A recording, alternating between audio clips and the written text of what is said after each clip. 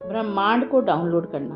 भारत में कुछ साल पहले तक हर बार आंधी के बाद आपको छत पर जाकर अपने टीवी के एंटेना को घुमाकर सही दिशा में करना पड़ता था। उसकी सही दिशा होने पर ही आपके घर में सारी दुनिया के कार्यक्रम दिखाई पड़ते थे।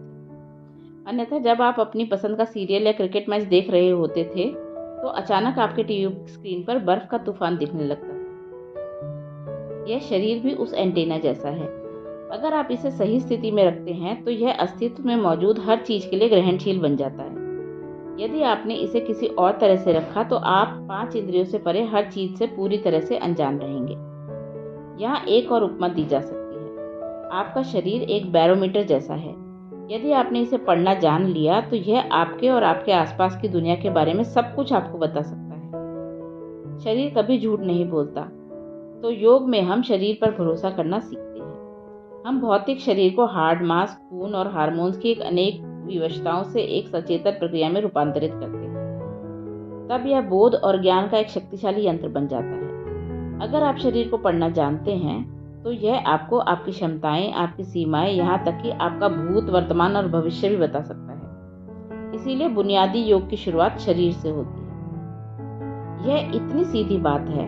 आप अपने फोन या किसी दूसरे यंत्र के बारे में जितना ज्यादा जानते हैं, आप उसे उतनी ही अच्छी तरह से इस्तेमाल कर सकते हैं। कुछ साल पहले सेलफोन कंपनियों ने एक सर्वे किया था। उन्हें पता चला कि 97% लोग फोन की क्षमताओं का केवल 7% इस्तेमाल कर रहे हैं।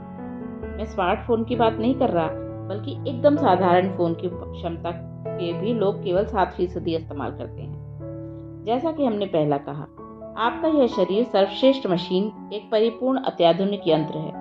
आपको क्या लगता है कि आप इस यंत्र का इस्तेमाल कितने फीसदी कर रहे हैं? 1% से भी काफी कम। इस भौतिक दुनिया में अपना जीवन चलाने के लिए, स्वयं को जीवित रखने के लिए आपको इस शरीर के 1% इस्तेमाल की भी जरूरत नहीं होती। हम इससे हर तरह की मामूली चीजें कर रहे हैं, क्योंकि जीवन का हमारा पूरा बोध अभी केवल अस्तित्व के भौतिक स्वरूप तक ही सीमित है। लेकिन आपका शरीर पूरे ब्रह्मांड को जानने की क्षमता रखता है। अगर आप इसे सही तरीके से तैयार करते हैं तो यह इस अस्तित्व में हर चीज को समझ सकता है, क्योंकि सृष्टि में जो कुछ होता है वह एक तरह से इस शरीर में भी हो रहा होता है। पूरी भौतिक सृष्टि मूल रूप से ज्यामिति की एक आदर्श स्थिति है।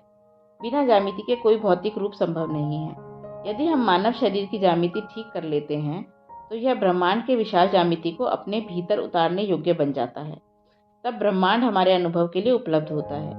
दूसरे शब्दों में, मानव शरीर संपूर्ण ब्रह्मांड को डाउनलोड करने में सक्षम है।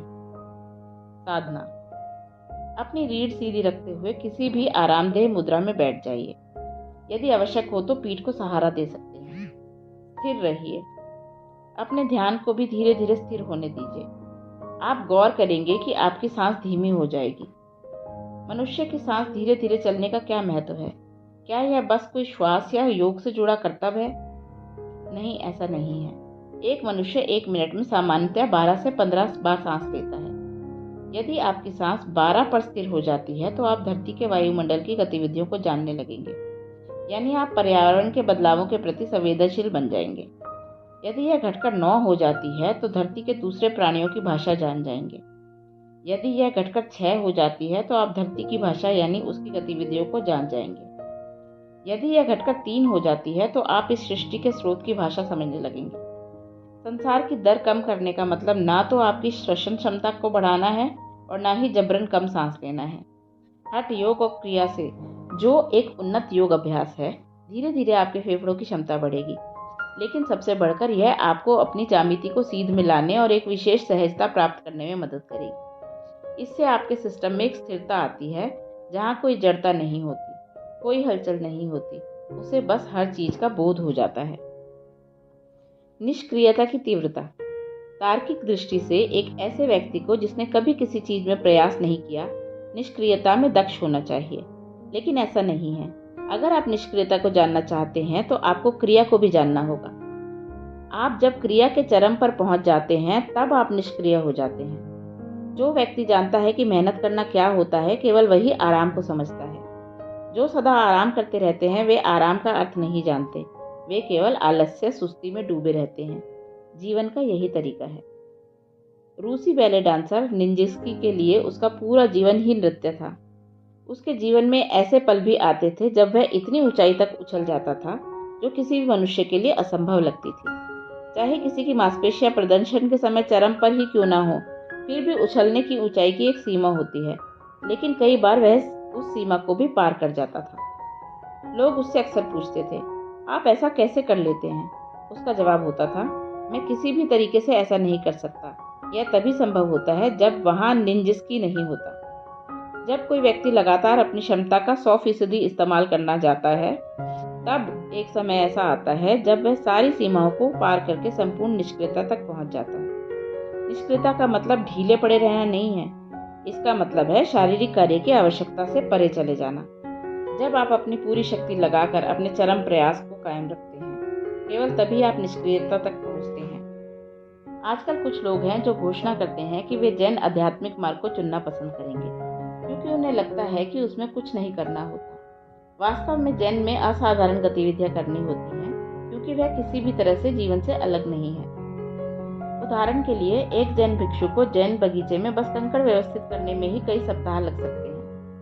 इन गतिविधियों को करने के दौरान आप एक अकर्म की अवस्था में आ जाते हैं, जहां आप कर्ता होने के अनुभव से परे चले जाते हैं। यही वह अवस्था है जिसमें आपको परे होने का स्वाद मिलता है। यदि आप तीव्र गतिविधियों के माध्यम से ऐसी अवस्था प्राप्त करते हैं, जैसा निंजिस्की और कई दूसरों ने किया था, तो वे पल सदैव चमत्कारी पलों की तरह याद रहेंगे। पर यदि आप उस अवस्था में निष्क्रियता की तीव्रता के कारण पहुंचते हैं, तब वह एक यौगिक मुद्रा होती है और इस अवस्था को लंबे समय तक कायम रखा जा सकता है। ध्यान का सार ही यह है कि आप स्वयं को तीव्रता के चरम तक ले जाते हैं, जहां कुछ समय बाद कोई क्रिया नहीं रह जाती। अब ध्यान कोई कार्य नहीं होगा, बल्कि उस हासिल की गई तीव्रता का स्वाभाविक परिणाम होगा। आप उस अवस्था में यूं ही बने रह सकते हैं। होने की इन पूर्णतः विवशता मुक्त अवस्थाओं में ही किसी व्यक्ति के लिए ब्रह्मांडीय संभावना में खिलने के लिए आवश्यक वातावरण तैयार होता है। एक समाज और व्यक्ति के तौर पर, यदि हम इस प्रकार खिलने के वातावरण को बनाए बिना ही प्रत्येक पल को यूं ही चले जाने देते हैं, तो हम एक असाधारण संभावना को गंवा देते हैं। स्वर्ग और उसके सुखों के बारे में इतनी अधिक बचकानी बातें केवल इसीलिए की जाती हैं क्योंकि मनुष्य होने की विशालता की संभावनाएं तलाशी नहीं गई। यदि आपकी मानवता उमड़ जाए, तो देवत्व अनुसरण करेगा और आपकी सेवा करेगा। उसके पास कोई दूसरा विकल्प ही नहीं है। शरीर धरती का एक छोटा रूप। योग के अनुसार आपके भौतिक शरीर को अन्नमय कोश यानी भोजन शरीर कहते हैं। यह बस उस पोषण का ढेर है जो आप पचाते हैं। आप जो भोजन खाते हैं वह बस धरती ही तो है। आप इस धरती की छोटी सी लहराती फसल हैं जो इधर उधर इतराती घूमती है और स्वतंत्र इकाई होने का दावा करती है। इस धरती पर जो भी होता है वह आपके साथ भी होता है, किन्हीं सूक्ष्म तरीकों से और कभी कभी स्थूल तरीके से भी। यह धरती बस उस बड़े पिंड का हिस्सा है जिसे हम सौरमंडल कहते हैं। सौरमंडल में जो होता है वह इस धरती को प्रभावित करता है। यह सौरमंडल उस विशाल पिंड का हिस्सा है जिसे ब्रह्मांड कहते हैं। हो सकता है कि यह अभी आपके बोध में ना हो, किंतु चूंकि आपका भौतिक शरीर इस धरती का बस एक टुकड़ा है, इसीलिए ब्रह्मांड के किसी भी हिस्से में जो कुछ भी हो रहा है वह किसी तरीके से आपके साथ भी हो रहा है। यह अविश्वसनीय लगेगा, पर यदि आप अपने शरीर को एक खास तरीके में से रखें, तो आप धरती पर और ब्रह्मांड में होने वाले बदलावों के प्रति जागरूक हो जाएंगे। एक बार आप इसके प्रति संवेदनशील हो जाते हैं, तो आपका पूरा शरीर अपने आसपास होने वाली हर चीज को अनुभव करने लगेगा। यदि आप धरती के तौर तरीकों पर गौर करने में पर्याप्त समय लगाएं, तो यह संवेदनशीलता नाटकीय ढंग से बढ़ जाएगी। मैं कुछ वर्षों तक एक फार्म में रहा था। वहाँ पास के गांव में एक व्यक्ति था जो ठीक से सुन नहीं पाता था। उसका नाम चिक्केगौड़ा था। क्योंकि वह ना के बराबर सुन पाता था, वह लोगों की बातों का जवाब नहीं दे पाता था। ऐसे में गांव वाले उसे मूर्ख समझते थे और उसे अनदेखा करते और उसका मजाक उड़ाते थे। मैंने उसे अपने फार्म पर नौकरी दे दी। वह एक अच्छा साथी था, क्योंकि मेरी बात करने की में रुचि नहीं थी और वह सुन नहीं पाता था, तो बात भी नहीं करता था, तो कोई समस्या नहीं थी। वह ट्रैक्टर के जमाने से पहले की बात थी। तब बैलों से खेत जोते जाते थे। एक दिन अचानक सुबह 4 बजे मैंने उसे खेत जोतने की तैयारी करते देखा। मैंने उससे पूछा, क्या कर रहे हो? उसने कहा, स्वामी मैं जुताई के लिए तैयारी कर रहा हूँ। मैंने कहा, तुम जुताई कैसे करोगे? बारिश तो हो नहीं रही। उसने कहा, आज बारिश होगी। मैंने ऊपर की तरफ देखा, आसमान साफ था। मैंने कहा, क्या बकवास है, कहाँ है बारिश? उसने कहा, नहीं स्वामी, आज बारिश होगी। और उस दिन बारिश हुई। फिर मैं कई रात और कई दिन तक बैठा सोचता रहा, उस व्यक्ति ने जो महसूस किया वह मैं क्यों नहीं महसूस कर सकती। मैं हाथ को अलग अलग दिशा में घुमाकर नमी और तापमान का अंदाजा लेने की कोशिश करने लगा, आसमान को पढ़ने का प्रयास करने लगा। मैंने मौसम संबंधी हर तरह की किताबें पढ़ी, लेकिन मेरी समझ में कुछ नहीं आया। और फिर अपने ही शरीर पर और मेरे आसपास जो कुछ था उस पर बारीकी से गौर किया। फिर मुझे सबसे बुनियादी गलती समझ में आई, जो हम में से अधिकतर लोग करते हैं। जिन तत्वों से हमारे शरीर का निर्माण हुआ है, जैसे धरती, जल, वायु और भोजन, हम इन्हें जीवन की प्रक्रिया का अभिन्न अंग मानने की बजाय वस्तुओं के रूप में देखते हैं। लगभग 18 महीने के प्रयास के बाद यह बात मेरी समझ में आई। और अब यदि मैं कहता हूँ कि बारिश होने वाली है, तो सच निकलने की संभावना 95% होती है। यह कोई ज्योतिष या जादू नहीं है, बल्कि यह अनुमान मानव प्रणाली के, धरती के, उस हवा के जिसे आप सांसों में भरते हैं, और उस सबके जो आपके आसपास है, गहराई से किए गए सूक्ष्म अवलोकन के आधार पर संभव होता है। अगर आज बारिश होने वाली है, तो आपके शरीर में जरूर कुछ बदलाव होंगे। शहरों में रहने वाले अधिकतर लोग इसका अनुभव नहीं कर पाते, लेकिन दुनिया में हर जगह गांव में रहने वाले कई लोग अनायास ही इसे महसूस कर लेते हैं। अधिकतर कीड़े, पक्षी और जानवर इसे महसूस कर सकते हैं। पेड़ पौधों को जरूर पता चल जाता है। सौर मंडल के इन छोटे बदलावों को पहचानकर प्राचीन लोगों ने उनका इस्तेमाल केवल अपनी खुशहाली के लिए ही नहीं किया, बल्कि आध्यात्मिक विकास के लिए भी किया। धरती पर चुंबकीय भूमध्य रेखा भारत से होकर गुजरती है।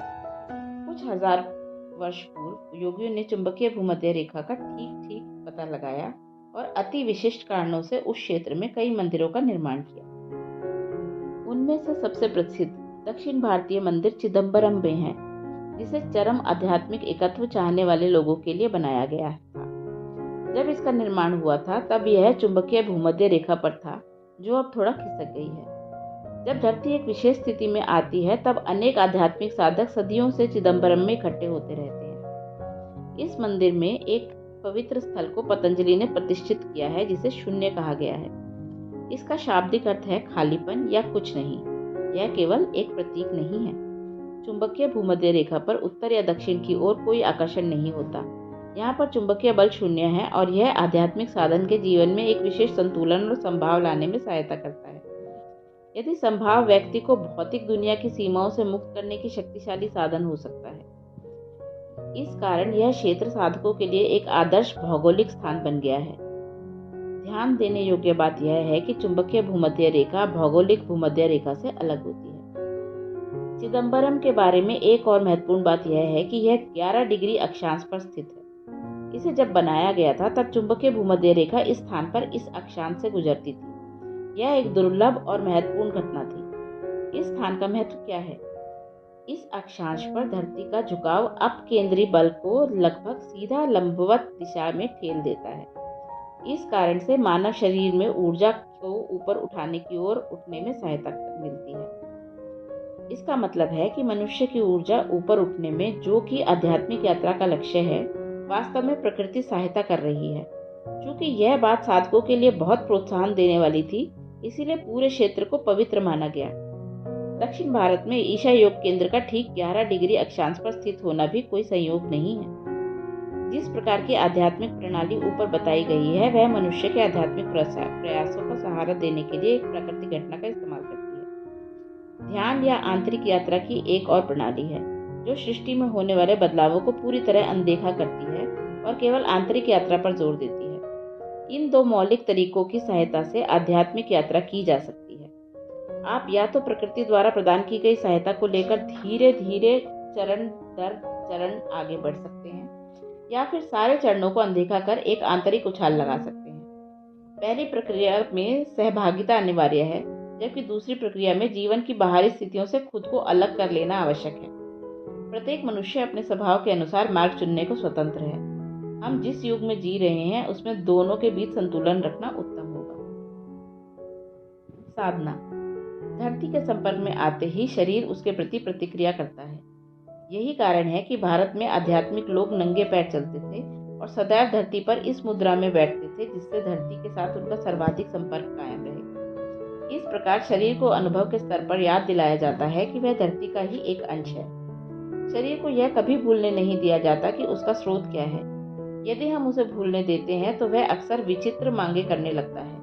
जब उसे लगातार याद दिलाया जाता है तो वह अपनी स्थिति समझ जाता है। शरीर का धरती के साथ यह संपर्क उसके भौतिक स्रोत के साथ एक महत्वपूर्ण पुनर्मिलन है। यह शरीर की स्थिरता कायम करता है और मनुष्य की कायाकल्प की क्षमता बहुत अधिक बढ़ा देता है। इस बात से बहुत सारे लोगों के इस तरह के दावे समझ में आते हैं कि केवल घर के बाहर बागबानी जैसी साधारण गतिविधि से उनके जीवन कैसे चमत्कारी ढंग से रूपांतरित हो गए। आज हम कतई कृत्रिम तरीकों से स्वयं को धरती से दूर कर रहे हैं, जैसे फुटपाथ बनाकर, कई मंजिला इमारतें बनाकर या ऊंची एड़ी के जूते चप्पल पहनकर। इससे शरीर के अंग धरती से दूर रहते हैं और यह चीज बुनियादी जीवन प्रक्रिया का दम घोटने वाली होती है। धरती से यह दूरी मनुष्य के प्रतिरक्षा तंत्र से जुड़ी बीमारियों और दीर्घकालिक एलर्जी के रूप में प्रकट होती है। यदि आप बार बार बीमार पड़ते हैं तो आप बस फर्श पर सोना शुरू कर दीजिए, या इस प्रकार की फर्श और शरीर के बीच कम से कम शारीरिक दूरी हो। आप एक बड़ा अंतर महसूस करेंगे।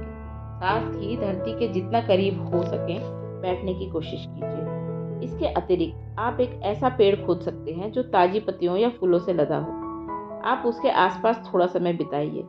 यदि हो सके तो अपना नाश्ता या भोजन पेड़ के नीचे कीजिए। जब आप पेड़ के नीचे बैठे तो स्वयं को याद दिलाइए, यह धरती ही मेरा शरीर है। यह शरीर मैंने धरती से लिया है और धरती को वापस कर दूंगा। मैं आप सचेतन होकर धरती माता से कहता हूँ कि मुझे कायम रखे, मुझे थामे रखे और मुझे स्वस्थ रखे। आप पाएंगे कि आपके शरीर के स्वस्थ होने की क्षमता बहुत बढ़ गई है। और यदि आपने अपने सारे पेड़ों का फर्नीचर बना डाला है तो थोड़ी ताजी मिट्टी इकट्ठी कीजिए और अपने हाथों और पैरों को उससे ढककर रखिए। इस तरह 20 से 30 मिनट तक रखिए। इससे आपको शीघ्रता से स्वास्थ्य लाभ करने में सहायता मिलेगी।